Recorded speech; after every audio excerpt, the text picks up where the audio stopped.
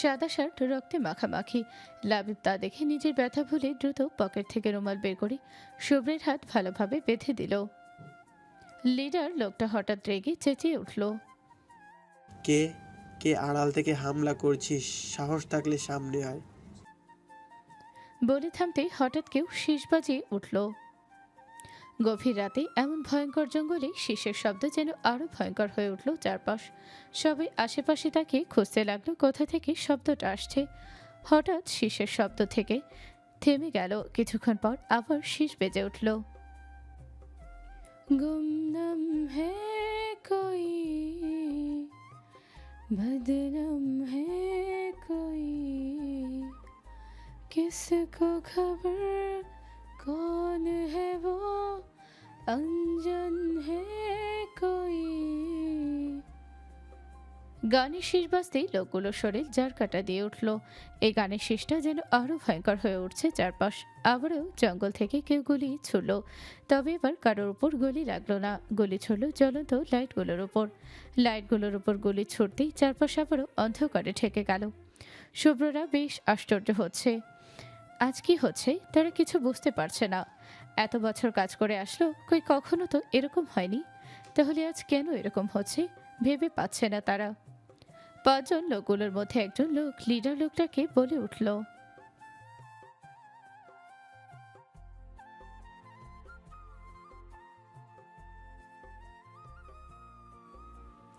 লোকটার কথা শুনে ম্যাক্সের ধ্যান ফিরল। আর আর কিছু না ভেবে মাটি হাতে পিস্তল খুঁজতে লাগলো। রাশেদ তা দেখে কোমরের পেছন থেকে পিস্তল বের করতে আচমকা বিকট শব্দ হলো। বিকট শব্দে আশেপাশে গাছে থাকা বাদুড়গুলো ভয়ে উড়াউড়ি করতে লাগলো। লোকগুলো ভয়ে শিউরে উঠল। হঠাৎ কারো হাড়ে রেড়ে উচ্চস্বরের শব্দ আর ঘোড়ার পায়ে টকবক টকবক শব্দ ভেসে আসলো জঙ্গল থেকে। সবাই শব্দ শুনে সেদিকে তাকাতে দেখলো বেশ কিছু ঘোড়া তাদের দিকে দৌড়ে আসছে। আবছালে বোঝা যাচ্ছে ঘোড়ার উপর মানুষও আছে।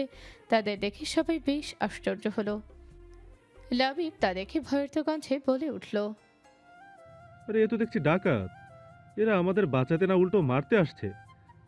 ভাই, ভাগ এখান থেকে, নয়তো গলা কেটে নদীতে ভাসিয়ে দেবে। আমি এখনো বাসর করিনি তোদের বোনের সাথে।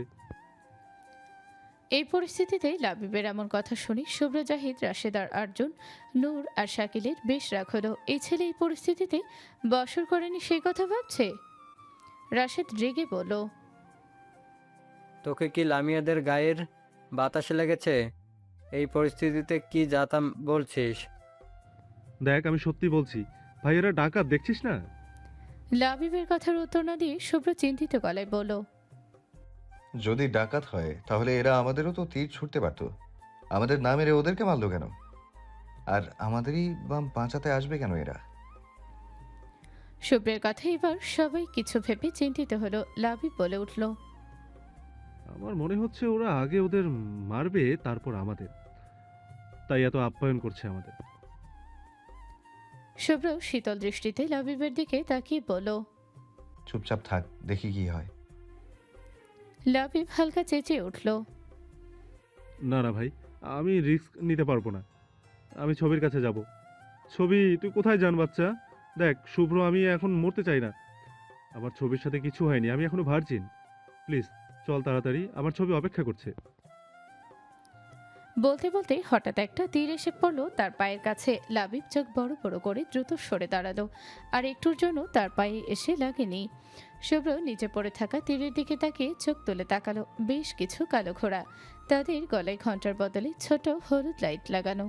তা দেখে বেশ অবাক হলো শুভ্র। ঘোড়ার উপর মানুষ, তবে তাদের পা থেকে মাথা পর্যন্ত পুরো কালো কাপড়ে ঢাকা, শুধু চোখগুলো দেখা যাচ্ছে। শুভ্র তা দেখে বেশ অবাক হলো। আর সবচেয়ে আশ্চর্য হলো ঘোড়ার গলায় লাইট দেখে। পাশ থেকে লাবিব তাদের বলে উঠল। ও ভাই, ডাকাতগুলো তো ভেরি ব্রিলিয়েন্ট। দেখ দেখ, ঘোড়ার গলায় ঘন্টার বদলে লাইট লাগিয়েছে। আগে দেখতাম মশাল হাতে নিয়ে ডাকাত দল দৌড়ে আসে, কিন্তু আজ নিজ চোখে দেখলাম ঘোড়ার গলায় লাইট লাগিয়ে আসে। মানতে হবে, ডাকাতরাও মডার্ন হয়ে গিয়েছে। যাক, ভালো ভালো। লাবিবের কথায় সবাই বেশ বিরক্ত চোখে তাকালো তার দিকে। এ ছেলে কবে থেকে সিরিয়াস পরিস্থিতিতে এমন মজা করার স্বভাব হলো বুঝতে পারছে না। তবে এইটুকু বুঝতে পারছে বাড়ির চার বিচ্ছুদের হাওয়া তার গায়ে লেগেছে।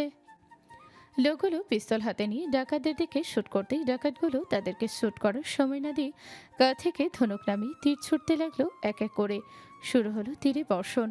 তীরের আঘাতে লোকগুলো বেশ আঘাত পেয়েছে। ঘোড়া এসে থামলো লোকগুলোর সামনে। ঘোড়া এসে থামতেই ঘোড়ার পিঠ থেকে লাফ দিয়ে প্রথমে নেমে এলো ডাকাতের সর্দার, যার হাতে একটা ইয়া বড় রামদা। লাবিব তা দেখে ভয় ঢোক গেল। সর্দার নেমে আসতেই তার দলের সবাই একে একে নেমে পড়লো ঘোড়া থেকে। ঘিরে ধরল ম্যাক্স আর তার দলের লোকগুলোকে।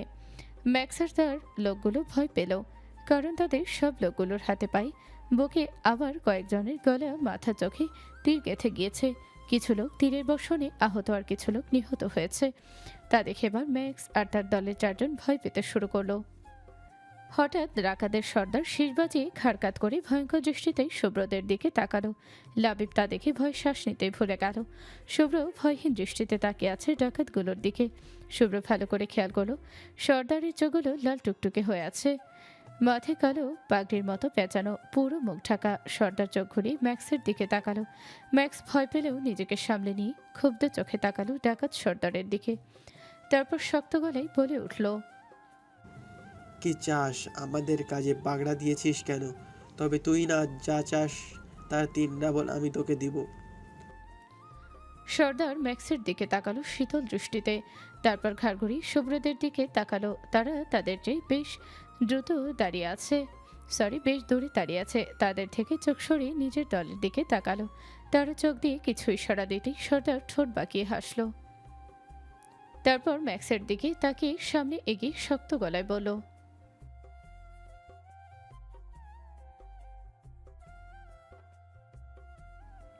বলেই ঘুরে ম্যাক্সের পেট বরাবর লাথি বসিয়ে দিল। আচমকা এমন হতে ম্যাক্স কিছু বুঝে ওঠার আগেই পিছিয়ে গেল। তা দেখে পাশ থেকে ম্যাক্সের একটি লোক সর্দারের দিকে এগিয়ে আসতেই সর্দারের একটি লোক লোকটার কাঁধ বরাবর কোপ মেরে বসতেই লোকটি ছটফট করতে করতে মাটিতে লুটিয়ে পড়ল। তা দেখে সবাই ভয় পেয়ে গেল।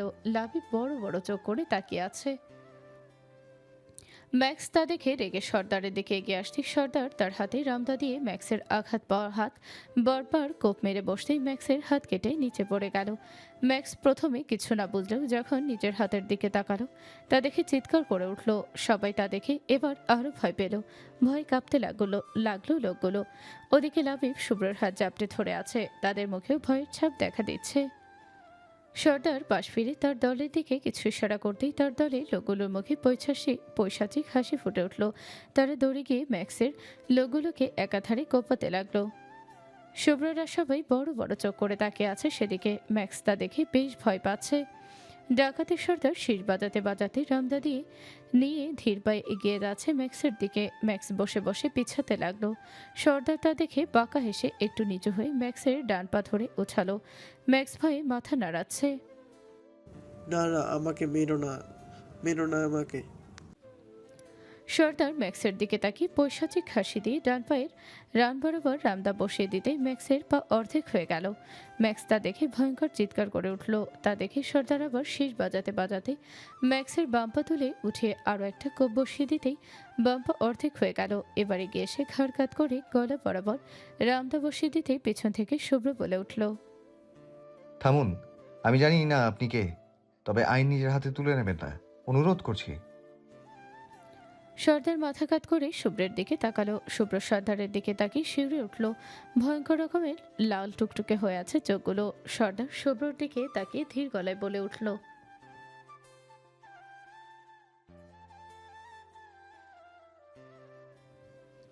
বলে গলায় রামদা দিয়ে কোপ দিতেই পুলিশের শব্দ শোনা গেল। তা শুনে সর্দার বাঁকা হেসে বলে শীষ বাজে উঠল। শীষের শব্দ শুনি তার দলের লোকগুলো দৌড়ে ঘোড়ার পিঠে উঠল। ডাকাত সর্দার শুভ্রদের দিকে তাকিয়ে নিজের হাতের রামদা তাদের দিকে ছুড়ে দিয়ে ঘোড়ার পিঠে উঠে টকবক টকবক করে ছুটতে লাগলো নিজের গন্তব্যে। শুভ্র, জাহিদ, লাবিব, রাশেদ, আর্জুন, নূর আর শাকিল আশ্চর্য চোখে তাকিয়ে রইল ডাকাতদের যাওয়ার পানে। শুধু ম্যাক্স আর তার দলের সবাইকে আঘাত করলো, কিন্তু তাদের কেন আঘাত করলো না? তাহলে কি এদের সাথে ম্যাক্সের কোনো শত্রুতা আছে? ভেবে পাচ্ছে না তারা। তারা এগিয়ে গিয়ে ক্ষত বিক্ষত লোকগুলোকে দেখলো। বেশ বিশ্রীভাবে মেরেছে লোকগুলোকে, যে কেউ দেখলেই ভয় পাবে। কিন্তু এইটুকু বোঝা যাচ্ছে যে ডাকাতগুলো সাইকো। ভাবনার মাঝে পুলিশ এসে উপস্থিত হলো সেখানে। শুভ্র তাদের বুঝিয়ে বলতে লাশগুলোকে নিয়ে যাওয়া হলো তাদের সাথে। তবে ম্যাক্স এখনও বেঁচে আছে, তাই তাকে হাসপাতালে নিয়ে যাওয়া হলো। তার সাথে নিয়ে যাওয়া হলো শুভ্র ও তার টিমকে। তারাও আঘাত হয়েছে বেশ, আহত হয়েছে বেশ। ফজরের আজানে শব্দ কানে আসতেই পিটপিট করে চোখ খুলল লামিয়া। ডান হাত অবশ হয়ে গিয়েছে বুঝতে পেরে বিরক্ত চোখে পাশে তাকালো। তো গুটিসুটি মেরে ডান হাত বালিশে বানিয়ে নিশ্চিন্তে ঘুমিয়ে আছে। তা দেখে লামিয়া বিরক্ত হয়ে কপাল কুঁচকালো। এই মেয়ে আসার পর থেকে তাকে জ্বালিয়ে খাচ্ছে।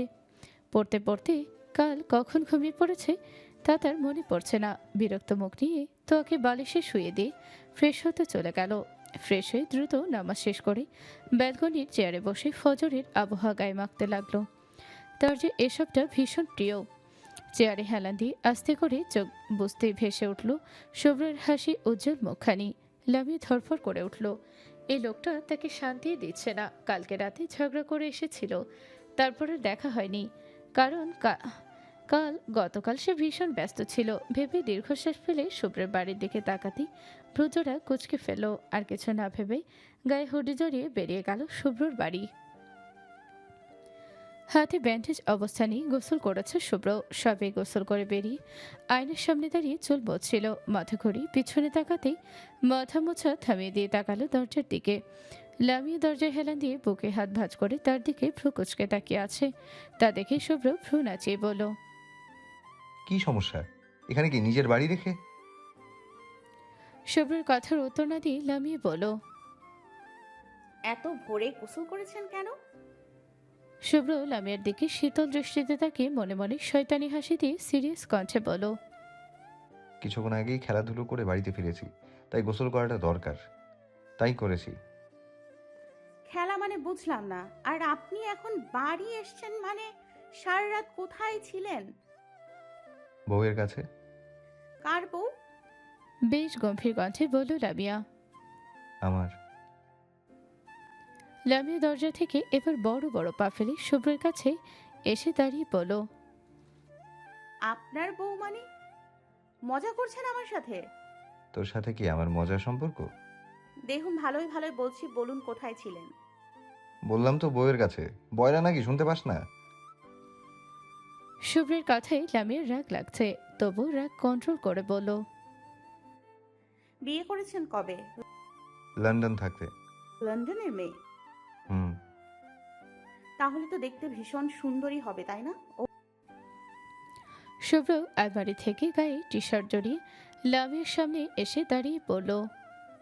ভীষণ। শুভ্রের কথা শুনে লামিয়া ঠোঁট ভেঙে কান্না আসছে কেন জানি, তবু নিজেকে সামনে ঠোঁট বিধিয়ে সূক্ষ্ম হেসে বলল, ও ভালোই তো, যাক নিশ্চিন্ত হলাম। একদিন নিয়ে আসুন, আমরাও দেখতে চাই আপনার বউকে। অবশ্য আনবো। লামিয়া শুভ্রের দিকে তাকিয়ে হালকা হেসে আর কিছু না বলে রুম থেকে বের হতেই শুভ্র পিছন থেকে লামিয়াকে জড়িয়ে ধরল। হঠাৎ এমন হয় লামিয়া শিউরে উঠল। যখন বুঝলো শুভ্র জড়িয়ে ধরেছে তখন রাগ লাগলো। রেগে ছটফট করতে করতে বলল, ছাড়ুন, ফালতু লোক। বউ রেখে অন্য মেয়ে দেখলেই শুধু ছুতেই মন চায়। হ্যাঁ ছাড়ুন আমাকে, মেজাজ খারাপ লাগছে। শুভ্র পিছন থেকে জড়িয়ে ধরেই লামিয়ার গলায় মুখ গুজে লম্বা নিঃশ্বাস নিয়ে ফিসফিস করে বলল, ভ্রমর, আমার ভ্রমর, একটু জড়িয়ে ধরবি ভ্রমর, শুধু একটু, বেশি না। শুভ্রের কথায় লামিয়া কেঁপে উঠল। ছাড়ুন আমাকে। কাঁপা কাঁপা গলায় বলল লামিয়া। শুভ্র লামিয়ার কথা শুনে ছাড়ল, বরং আরো শক্ত করে জড়িয়ে ধরল। লামিয়া ছটফট করতে লাগলো। এই লোকটার সামনে আসলেই তার জবান বন্ধ হয়ে যায়। বিরক্ত লাগছে লামিয়ার। নিজেকে ছাড়ানোর বৃথা চেষ্টা করতে লাগলো। হঠাৎ শুভ্র লামিয়ার গলায় না ঘষতে লাগলো। লামিয়া এবার পুরোপুরি জমে গেল বরফের মতো। শুভ্র ছোট্ট ছোট্ট চুমুকে দিচ্ছে লামিয়ার গলায়। গলায় শুভ্র ঠোঁটের স্পর্শ পেতেই লামিয়া বারবার কেঁপে উঠছে। শুভ্র হঠাৎ লামিয়ার ওড়না টান দিতেই লামিয়া চেঁচিয়ে উঠল। শুভ্রতা পাত্তা দিল না। ওড়না গলা থেকে টেনে ফ্লোরে ফেলে দিতেই চোখ গেল লামিয়ার গলার বাম পাশের কালো কুচকুচে তিলটার দিকে। সবসময় ছোট্ট গলা আর ওড়না নেওয়ার কারণে তিলটা সবসময় ঢেকে থাকে, তার কারণে তিলটা দেখা যায় না। শুভ্র তিলটার দিকে তাকিয়ে শুকনো ঠকিলে কাঁধ থেকে হরি টেনে নামিয়ে নিতেই লামিয়া সরে যেতে চাইল, কিন্তু শুভ্র তার পেট আরো শক্ত করে জড়িয়ে ধরতে লামিয়া ছটফট করে উঠল। প্লিজ ছাড়ুন, নো। প্লিজ।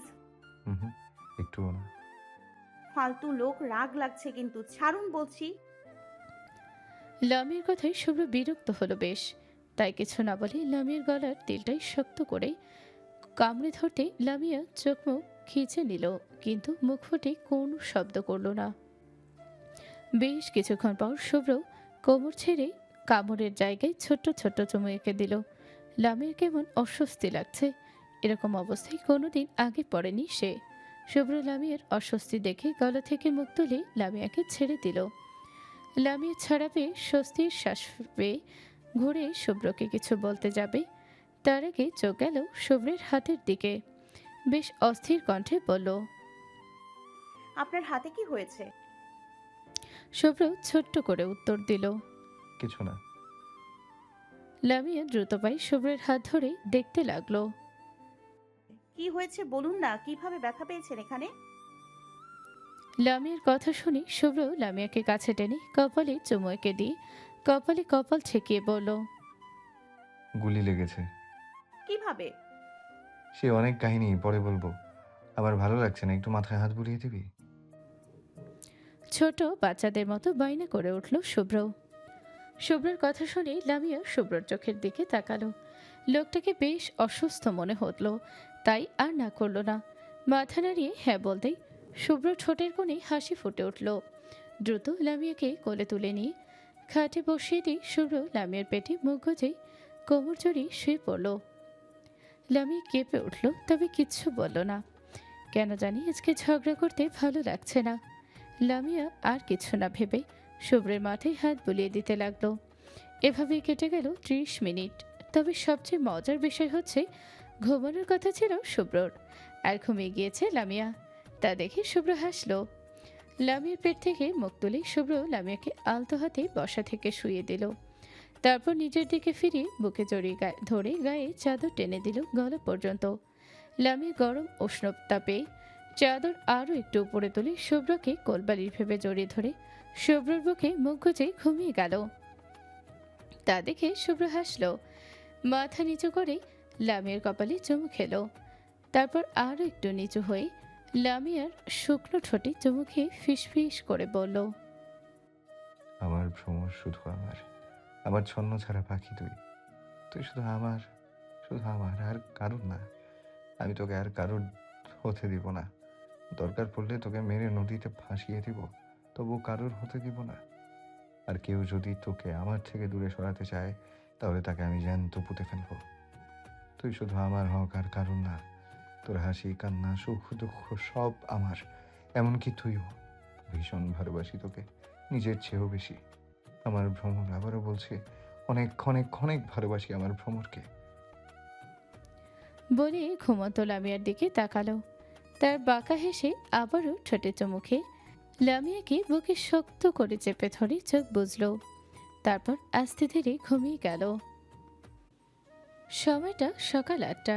শুভ্রর ঘুম ভেঙে গেল। চোখ মেলে সামনে তাকাতেই শান্তশিষ্ট ঘুমন্ত ভ্রমরকে দেখেই ওষ্ঠজোড়ায় হাসি ফুটে উঠল। হাত বাড়িয়ে প্রেয়সীর মুখ থেকে চুল সরিয়ে কানের পিঠে গুজে দিয়ে শুকনো ঠোঁটে বেশ সময় নিয়ে শব্দ করে একটা চুমু খেয়ে কিছুক্ষণ চোখ বোলালো শ্যামবর্ণের মুখখানাতে। কি মায়াবী লাগছে তার ঘুমন্ত ভ্রমরকে, দেখতে একদম বাচ্চা বাচ্চা লাগছে। ভেবেই ঠোঁট বাঁকিয়ে হেসে নিজের বৃদ্ধাঙ্গুল দিয়ে চেপে ধরল লামিয়ার থুতনি। তারপর মাথা এগিয়ে নিয়ে লামিয়ার শুকনো ঠোঁটে জোরে করে আঁকড়ে ধরল। বেশ কিছুক্ষণ পর ছেড়ে দিয়ে কপালে চুমু এঁকে দিয়ে বিড়বিড় করে বলল, ভ্রমর শুধু আমার ভ্রমর, আমার শ্যাম ভ্রমর। বলেই আবার কপালে চুমু এঁকে লামিয়াকে বালিশে শুয়ে দিয়ে বিছানা থেকে উঠে দাঁড়িয়ে এগিয়ে গেল আলমারির দিকে। আলমারি থেকে ছোট একটা গহনার বক্স হাতে নিয়ে এসে লামিয়ার পায়ের কাছে বসল। তারপর বাক্স খুলে তার ভেতর থেকে বের করলো চকচকে স্বর্ণের নূপুর। শুভ্র নূপুরগুলো পাশে রেখে আলতো করে লামিয়ার পা দুটো নিজের কোলের উপর রেখে সযত্নে দুপায়ে দুটো নূপুর পরিয়ে দিয়ে মাথা নিচু করে লামিয়ার দুপায়ে ঠোঁট ছুঁয়ে চুমু খেলো। তারপর ফিসফিস করে বলে উঠল, নরম পায়ে সোনালি ছন্দ শুনলেই অস্থির হবে মন। দূরে থাকবো চোখের আড়ালে, তবু হৃদয়ে বাজবে সারাক্ষণ। বলেই মাথা নিচু করে লামিয়ার দিকে তাকিয়ে হালকা হেসে বিড়বিড় করে দু লাইন গেয়ে উঠল। तेरा मेरा है प्यार अमर, तू चाहे तो कदमों में सर रख दूं, ये जीवन क्या अगर मांगे तू, मेरी जान नजर कर दूं। বাহিরের থেকে এলাকার কিছু মানুষের চিৎকার চেঁচামেচি শুনে ঘুমের ঘড়ি কপাল কুঁচকে ফেলল। তারপর পিটপিট করে চোখ খুলে তাকাতেই দেখল সে নিজের রুমে নেই। ভোরের কথা মনে পড়তেই চমকে পাশে ফিরে তাকাতেই দেখল শুভ্র নেই। তা দেখে স্বস্তির শ্বাস ফেল। বাহিরের থেকে আবারও চেঁচামেচির শব্দ